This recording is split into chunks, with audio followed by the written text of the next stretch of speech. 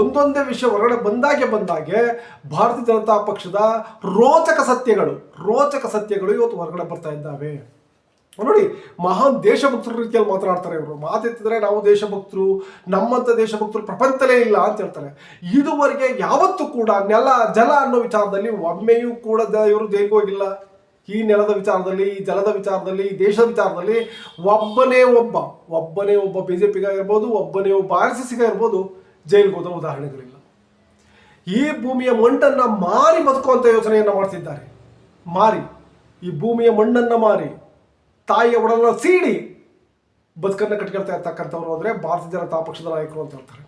ನೋಡಿ, ಇವತ್ತು ನಾವು ₹1 ಕೊಟ್ಟರೆ ಒಂದು ಚಾಕ್ಲೇಟ್ ಸಿಗಲ್ಲ ನಮಗೆ. ಬೇರೆ ವಿಚಾರ ಬೇಡ, ₹1 ಕೊಟ್ಟರೆ ಒಂದು ಚಾಕ್ಲೇಟ್ ಸಿಗಲ್ಲ. ಆದರೆ ನಮ್ಮ ಪುಂಗ್ರಿ ಪಪ್ಪು ಅವರು ₹1ಗೆ 1 ಎಕರೆ ಭೂಮಿಯನ್ನು ₹1 ಎಕರೆ ಭೂಮಿಯನ್ನು ಕೊಟ್ಟಿದ್ದಾರೆ. 30 ರಿಂದ 40 ಲಕ್ಷ ನಡೀತಾ ಇದೆ. 1 ಎಕರೆ ಭೂಮಿಯ ಬೆಲೆ ಇವತ್ತು 30 ರಿಂದ 40 ಲಕ್ಷ ಇದೆ.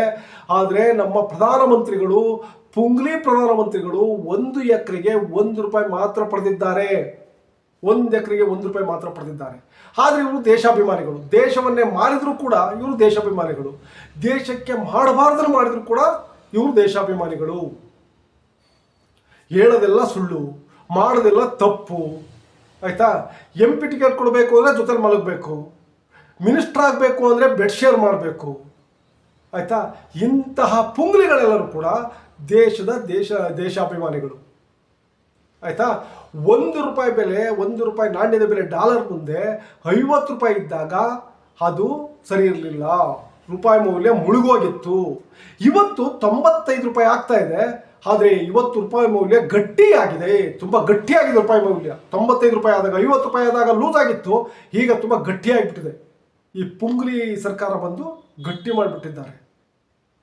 ಏನು ಮಾಡುವಂತಿಲ್ಲ. ಯಾಕೆಂತಂದರೆ ಎಲ್ಲಿ ಮೋದಿ ಇವತ್ತಲ್ಲ, ಯಾವತ್ತು ಗುಜರಾತಲ್ಲಿ ಮುಖ್ಯಮಂತ್ರಿ ಆದರೂ ಅವತ್ತಿನಿಂದ ಇವತ್ತರೂ ಕೂಡ ಗಿಮಿಕ್ ರಾಜಕಾರಣವನ್ನು ಮಾಡ್ಕೊಂಡು, ಪಪ್ಪು ರಾಜಕಾರಣವನ್ನು ಮಾಡ್ಕೊಂಡು, ಸುಳ್ಳು ರಾಜಕಾರಣವನ್ನು ಮಾಡ್ಕೊಂಡು, ವಿರೋಧ ಪಕ್ಷವನ್ನು ತುಳ್ಕೊಂಡು, ಜೊತೆಗೆ ತನ್ನ ವಿರುದ್ಧ ಯಾರೆಲ್ಲ ಬರ್ತಾರೋ ಅವ್ರನ್ನ ಹೆಜ್ಜೆಯ ಮೇಲೆ ಮುಗಿಸ್ಕೊಂಡು, ಅವ್ರನ್ನೆಲ್ಲ ಜೈಲಿಗೆ ಹಾಕ್ಕೊಂಡು ಇದುವರೆಗೆ ರಾಜಕಾರಣವನ್ನು ಮಾಡ್ತಾ ಬಂದಿದ್ದಾರೆ. ಬಟ್ ಇವಾಗ ಅವೆಲ್ಲವೂ ಕೂಡ ಒಂದೊಂದೇ ಬಹಿರಂಗ ಆಗ್ತಾ ಇದ್ದಾವೆ. ಮುಂದೊಂದಿನ ಕಾರ್ಬನ್ ರಿಟರ್ನ್ಸ್ ಆಗೇ ಆಗುತ್ತೆ ಅನ್ನೋ ವಿಚಾರವನ್ನು ಮುಂದಿರ್ತಾ ಇವತ್ತಿಗೆ ಈ ವಿಚಾರವನ್ನು ಮುಗಿಸ್ತಾ ಇದ್ದೇನೆ. ವೀಕ್ಷಕರೇ, ನಮಸ್ಕಾರ. ಇದಕ್ಕೆ ಸಂಬಂಧಪಟ್ಟಂಥ ನಿಮ್ಮ ಅನಿಸಿಕೆ, ಅಭಿಪ್ರಾಯಗಳನ್ನು ಕಾಮೆಂಟಲ್ಲಿ ತಿಳಿಸಿ. ವಿಡಿಯೋ ಇಷ್ಟ ಲೈಕ್ ಮಾಡಿ, ಶೇರ್ ಮಾಡಿ, ತಪ್ಪದೆ ಚಾನಲ್ ಸಬ್ಸ್ಕ್ರೈಬ್ ಮಾಡಿ.